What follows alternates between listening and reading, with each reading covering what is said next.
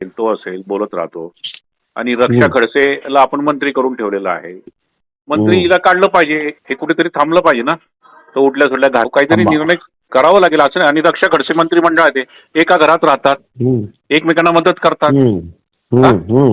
हे कसं सहन करायचं आपण? हा बरोबर आहे. हा तुम्ही सांगा आदेश काय करायचं सांगा. काही करू नका, मी करतो बाबा. गंमत पा गंमत बघा.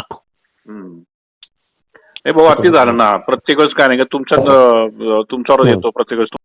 घेणं देणं काही फोटो दाखवतो तुझ्या फोटो फोटो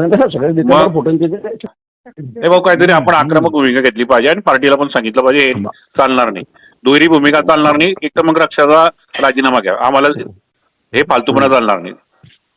बरोबर. मग काहीतरी भूमिका घ्यावी लागेल ना भाऊ. कसं काय झालं असं एका घरामध्ये? ती पण एका घरात त्याची खडसेची मुलगी पण, ही पण, हा पण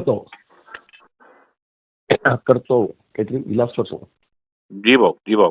आणि तुम्ही सांगा मला करतो त्याचा करतो उठावून आता. जी भाऊ जेवण करतो विमान पकडायचं 10 मिनिट थांबवलं थोडं लेट करतो. आणि उत्तर महाराष्ट्रात आपण क्लिपमध्ये तर अनेक माझ्या महिला भगिनींची नावं घेतलेली आपण बघू शकतो. फक्त हिना गावित, रक्षाताई वगैरे अशा नाही, तर अनेक महिला पदाधिकाऱ्यांची त्याच्यामध्ये त्या संभाषणामध्ये नावं घेतलेली दिसतात. मला एवढंच म्हणायचंय की शेवटी तोंड उघडलं की गटार, ती गटार जी भारतीय जनता पार्टीच्या काही पदाधिकाऱ्यांच्या तोंडातनं पडत असते ना, त्यातलं हे उत्तम उदाहरण आहे.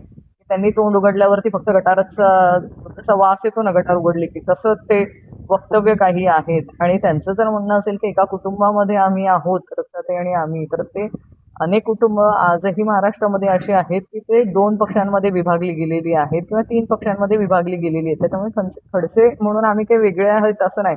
अशी अनेक कुटुंब आजही महाराष्ट्रामध्ये आहेत. त्यांचे वडील भारतीय जनता पार्टीत असतील तर मुलगा दुसऱ्या पक्षात आहे.